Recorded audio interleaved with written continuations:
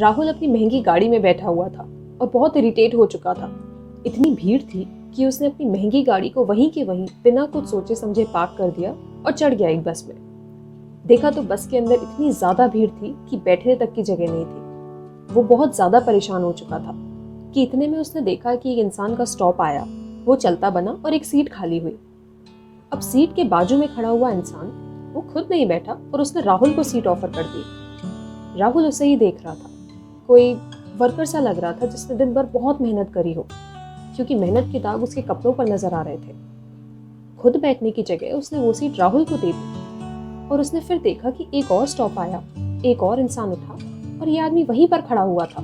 वो खुद नहीं बैठ रहा था बल्कि अपनी सीट किसी और को ऑफर कर दे रहा था। और ये करीब पूरे सफर में 4 बार हुआ होगा। जब आखिरी स्टॉप आया और हर कोई अपनी बस चेंज करने वाला था, सभी उतर रहे थे, तो राहुल से रहा नहीं गया। उसने उस इंसान से पूछ ही लिया कि भैया, पूरे दिन मेहनत करके वापस लौट रहे हो, अपने घर जा रहे हो, लेकिन आप ऐसा क्यों कर रहे हो कि अपनी 4 बारी सीट किसी और को दे दी।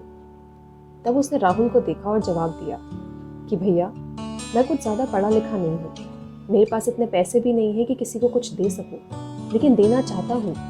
पूरे दिन मैं सोचता रहता हूँ कि किसी को क्या दूँ, तो बस ये दे सकता हूँ और सबसे आसान भी यही है।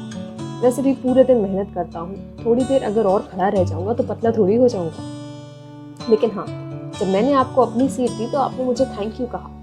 अब इन्हीं चीज़ों के बारे में जब घर जाऊँगा और सोचूंगा तो मन ही मन बड़ा खुश होऊंगा कि मैंने आज किसी को कुछ तो दिया। और इसलिए अपने स्वार्थ के लिए, खुश होने के लिए रोजाना अपनी सीट किसी और को दे देता। राहुल चुप हो चुका था। वो इस इंसान को ऊपर से नीचे तक बस देखे जा रहा था। वो सोच में पड़ा हुआ था कि किसी अनजान अजनबी इंसान के लिए रोजाना कोई अपनी सीट कैसे दे सकता है, और वो भी इतना थकने के बाद, दिन भर काम करने के बाद। राहुल को अब समझ में आ रहा था कि खुश होना कितना ज़्यादा सिंपल है। अंदर से खुश ना उसकी महंगी गाड़ी उसे दे रही थी जिसे वो पार्क करके आ चुका था और बस में चढ़ चुका था, ना ही जेवर, ना धन दौलत और ना ही शोहरत।